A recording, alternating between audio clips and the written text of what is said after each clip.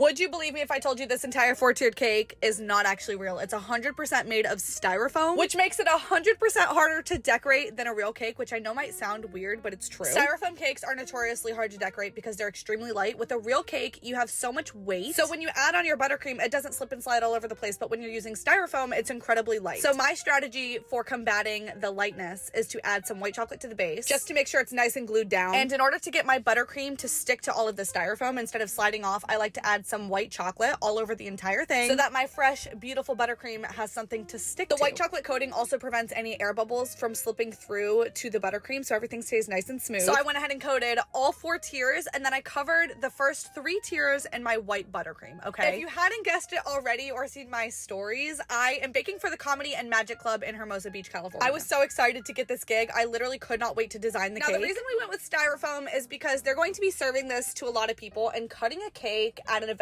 can be extremely stressful. So what we did is in the last video, I made all of the cupcakes that they're actually going to be serving, and this is just going to be the centerpiece that they can set out and have people take pictures with. It's fun to look at, it's really big, and it's a lot cheaper. This is something I do a lot for weddings, and this also leads to a lot less waste. I can bake the exact number of cupcakes they need, but with cakes, there's often a lot left over. And nobody likes to see any food waste. Okay, so for the design, their logo has a lot of color. Here's a picture of it, so I decided to recreate it exactly just with a little bit of brighter colors. I used some letter punches to get those letters absolutely perfect, and then I was able to start adding it to the front of the cake. I really love how this turned out. I think it's so cute, and there was a couple ways I could have gone with this design. I could have gone ultra modern, but I decided to go more fun, a little bit more like classic cheesy comedy club style, and I think it totally worked. This was the rendering that they had given me for the cake design, but they said I had full creative freedom. So instead of like making a tiny hat out of fondant and chucking it on the side of the cake, I decided to make the entire top tier the top hat. I color matched the black to the fondant that I had for the brim of the cake. I coated that final top tier, put it in the fridge to set before adding it to the top of the cake, and then I used the leftover black buttercream for some borders. I added some matching rainbow sprinkles to the borders, and then I started drawing some designs on the front of the cake. Going back to that rendering, they had playing cards coming out of the top hat, a microphone, so I decided to draw those in buttercream on the side of the cake. This was so stressful. Doing anything in black buttercream against white buttercream is incredibly stressful and scary, but like, not to toot my own horn, but